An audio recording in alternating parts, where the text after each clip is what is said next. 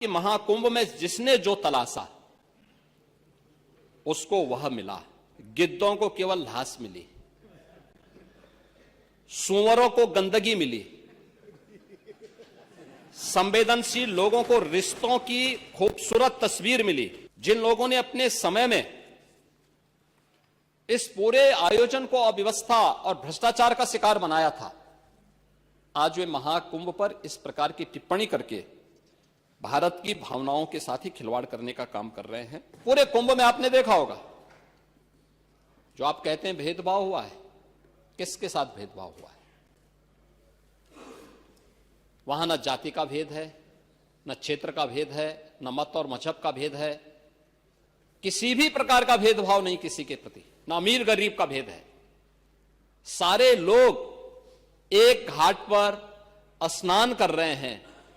इससे बड़ी एकात्मता का संदेश और क्या हो सकता है? इससे बड़ी एकता का संदेश और क्या हो सकता है? और यही सच्चा सनातन धर्म भी है। और इसीलिए जब इस संबंध में मैं यहां पर अपनी बात को कह रहा हूं, महोदय, मुझे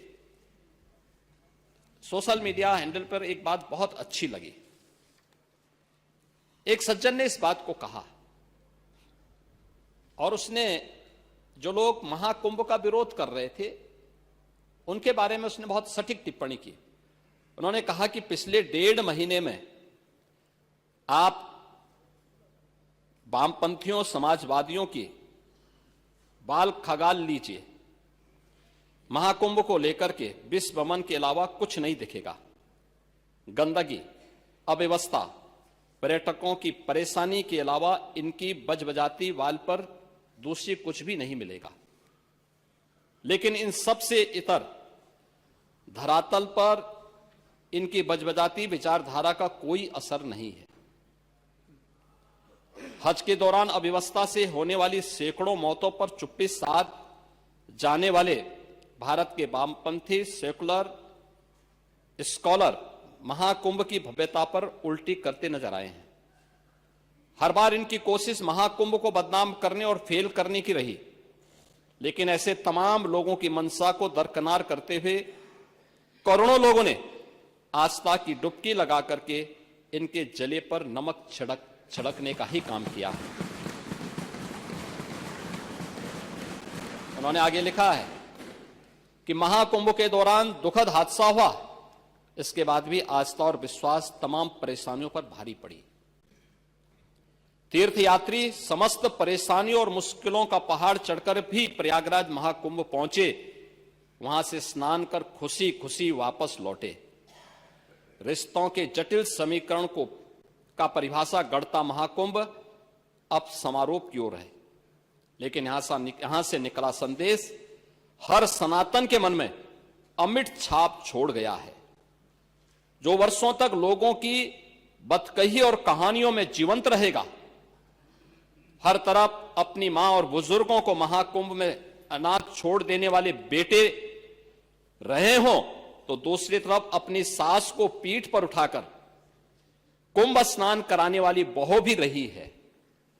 लेकिन सनातन विरोधियों को नजर केवल गंदगी पर पड़ी। मैं अध्यक्ष महोदय वह चित्र लेके आया हूं। ये देखिए, एक बहू है, अपने सास को पीठ पर लाद करके जा रही है महाकुंभ स्नान करने के लिए।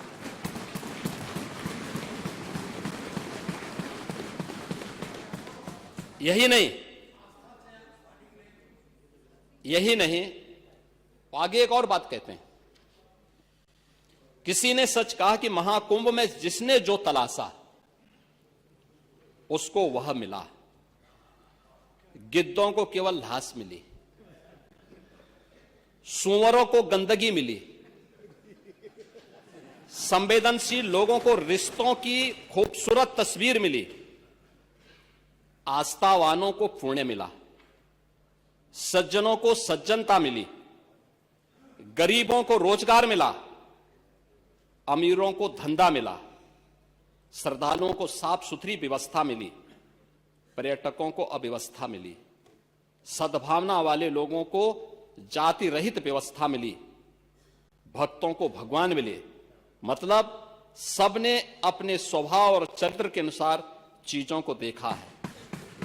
एक ही घाट पर सभी जातीय वर्ग के तीर्थयात्री स्नानार्थी बिना किसी भेदभाव के नहाते रहे। सनातन की सुंदरता आखिर समाजवादी और वामपंथियों को कैसे नजर आएगी, लेकिन इनके द्वारा लगातार किए जाने वाले प्रश्न इनकी नियत को ही संदेह के दायरे में खड़ी करती है। महोदय, ये टिप्पणी अचानक नहीं है। ये टिप्पणी भारत की टिप्पणी है और भारत की भावनाओं की टिप्पणी है। और जो स्वयं कुछ कर नहीं सकते थे, जिन लोगों ने अपने समय में इस पूरे आयोजन को अव्यवस्था और भ्रष्टाचार का शिकार बनाया था, आज वे महाकुंभ पर इस प्रकार की टिप्पणी करके भारत की भावनाओं के साथ ही खिलवाड़ करने का काम कर रहे हैं। और मैं तो केवल इस बारे में एक बात कहना चाहूंगा कि महाकुंभ ने पूरी दुनिया को भारत की सनातन एकता का संदेश देकर के एक भारत श्रेष्ठ भारत के प्रधानमंत्री मोदी जी के विजन को ही चरितार्थ करके दिखा दिया है कि विश्वास है तो पूरा भारत अपना सहयोग देने के लिए उतनी ही तत्परता के साथ खड़ा है जो महाकुंभ में दर्शन होता हुआ दिखाई दे रहा है।